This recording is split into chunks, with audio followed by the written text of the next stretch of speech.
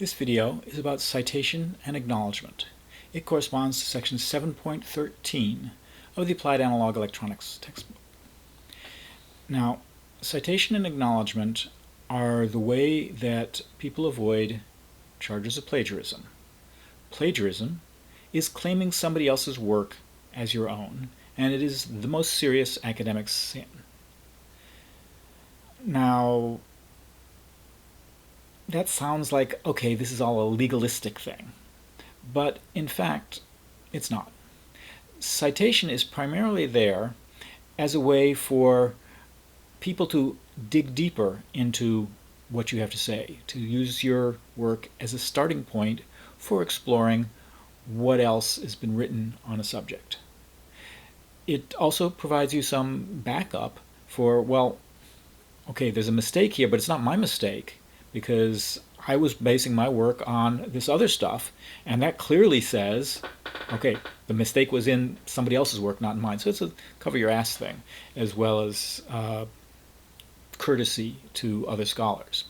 In technical writing, the things you cite are perhaps more technical than what you would get in ordinary academic writing. You're not just talking about opinions and interpretations. You're saying, this is where I got that particular data from. This is where I got that particular formula from. And it's often very specific things that you're citing. The sorts of things you're going to cite a lot are data sheets. If you use a part and you need to look up something about that part, cite the data sheet. If you've got something where you say, well, I can use this formula from the textbook, cite the textbook. If you looked up something in Wikipedia, cite Wikipedia. Cite anything that you needed to look up. Lecture videos. Anything that is already in existence that you can actually point to a document or place on the web, those are things you cite. Now, sometimes you'll be getting help from people. People are a little more difficult to cite. I mean, there was a tradition at one time of citing things that were unrecorded conversations, and that's not very useful to scholars. So what's now recommended for that is that you acknowledge people. Cite documents, acknowledge people. And the acknowledgments can go either at the place where the information was actually used. You know, if you're in the middle of a derivation and you needed some help and somebody offered you that help, you can mention them right there in the middle of the derivation. But that's sometimes a little awkward sounding. It interrupts the flow of the paper. So acknowledgments are often collected at the very end in a small section called acknowledgments, where you say who helped you and in what ways they helped. It never hurts to include people in acknowledgments. The only thing that could go wrong with including somebody in acknowledgments is if somebody actually deserved co-authorship. If somebody actually did so much of the work that they deserve to be an author on the paper, if you only acknowledge them, then you're shortchanging them. So people, any number of things can be included in acknowledgments. And if you're doing something that's a paper for this class, if a group tutor helps you, if a TA helps you, if an instructor helps you do part of your work, acknowledge them in the acknowledgments. It never hurts. Leaving somebody out could hurt, because then you could be accused of using their work and claiming you did it yourself. And that is an academic integrity report. It can result in failure on the assignment. It can result in failure in the course. Serious cases have resulted in people losing their careers. So be very careful. Always cite your sources, if they're documents, and acknowledge any help you get from people.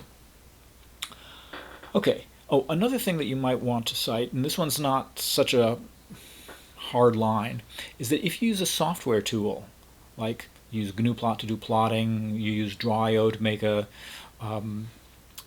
block diagram, you use Schemit to draw a schematic, it's polite to include a citation for any software tools that you used. Because many of these tools are created by academics, and basically citations are currency in the academic world. This is what helps people get promoted. And so citing a tool a lot means a lot of citations for that thing. It indicates to hiring committees, to promotion committees, that this was an important tool. So citing tools is considered to be a very courteous thing to do. And I mean, if you mention the tool at all, you have to cite it. You have to say, well, what are we talking about here? But it's considered courteous either in the figure caption or in the acknowledgement sections at the end to give credit to the makers of the tools by saying what tools you used and giving citations. That's also handy to your reader, and they want to know, hey, this is a really nice looking schematic. I wonder how they did it. And not have to say, oh, I didn't know that tool even existed. I've often found tools as a result of somebody having cited them in an article or other document I was looking at. Okay, when you cite things, try to cite the original source to the extent possible. I mean, I'm not asking you to go back to Newton for physics, but when you're doing a data sheet, get the data sheet from the manufacturer. Don't rely on, oh, I found it on this secondary site that collects old data sheets, unless it's the only place that has it. Okay, sometimes a manufacturer will go out of business or discontinue a part and no longer have a publication of the data sheet for it, and then you might have to go to a secondary source for it. But don't start out by saying, oh, I got this from the distributor. DigiKey and Mouser are not manufacturers, they're distributors. Don't rely on their data sheets as the definitive source for information. Go back to the manufacturer, see if you can find the manufacturer's website that has often the same data sheet, because the distributors do try to provide you with good information, but provide the link, if possible, to the original source. And when you're looking at parts, for some of the commodity parts, there are multiple manufacturers making parts with the same part number. And it's basically the same part, but not necessarily exactly identical. So if you know what manufacturer made your part, cite their data sheet rather than their competitor's data sheet. Okay, you don't need to cite common knowledge. Okay, Ohm's law does not need a citation. Kirchhoff's current laws do not need a citation. Newton's laws don't need a citation. But if you have to look something up, it needs a citation. If you looked up something in Wikipedia, cite the Wikipedia article. If you just learned about it in the lecture video and you didn't know it before, cite the book or the video. If you didn't know it, if you had to look it up, you can't assume it's common knowledge. Cite something. Okay, but don't pad your reference list at the end with things that you don't actually use. Okay, so the reference list should have only those things that are actually cited in the document. And LaTeX and BibLaTeX, which are the tools you should be using for all your reports in this course, make this very easy because the reference list is automatically generated from your bibliography data file and includes only those things that are actually cited in the document. So as long as you're doing the work correctly and using BibLaTeX, you won't run into problems with padded reference lists. If I see a padded reference list, something that's never cited, I'll know you haven't been doing it correctly and that you've been screwing up your reference list. Reference lists are never manually generated these days. The reference list is always generated from a bibliography database and the citations within the document. Even if you're not using LaTeX, other tools will begin to catch up on that. So you should never be manually creating your reference list. When you're doing citations, the citations themselves are wholly parenthetical. If you want to talk about something being in a particular document, you have to give a name to that document.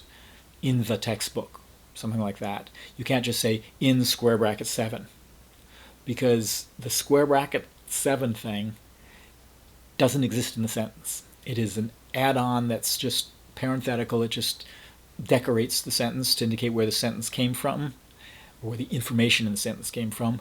It does not make a noun phrase. So you cannot say in square bracket 7.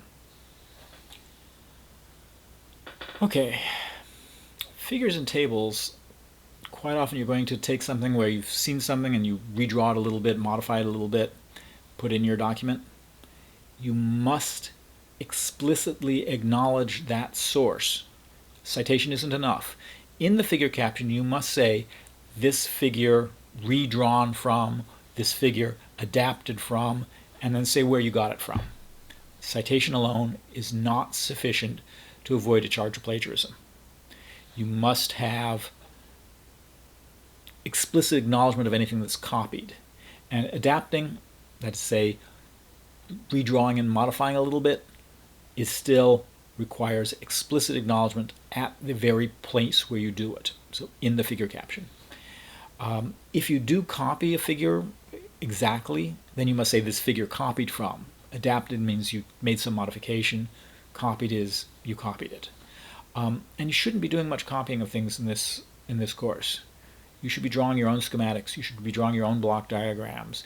You should not need to do things that are coming from, gee, this picture came from another source. If you do have to, make it very, very clear, right in the figure caption, that it's copied and where it's copied from. Anything less will get you charges of plagiarism, and I do not want to have to deal with academic integrity cases this year. Okay, one way to avoid plagiarism, incidentally, and probably the most useful piece of advice you'll get in writing this year, never copy and paste to start document. Do not copy anything, because it's almost impossible once you've copied somebody else's work into your document to ever clean it out completely. You'll end up, oh, I fixed a little word here, a little word there, that's paraphrasing, it's still plagiarism. So do not copy and paste. Start with a blank slate. Type your document in your own words. Do not have the source in front of you while you are writing your document. Otherwise, it's too easy to accidentally copy something. So be very careful about that. Plagiarism is one of those things that can get tenured professors fired. It can get people in political positions fired. It's basically career death to be caught plagiarizing. Don't do it. Take precautionary measures. Do not have a source in front of you while you're writing something. Read it, learn it, and then close the source. Keep it well away from you while you do any of your writing. Do no copy and paste. Okay, that's probably about enough on citation and acknowledgement. I will do another video on exactly how you go through the mechanics of using LaTeX and BibTeX to do your citations, but I've covered the underlying principles in this video.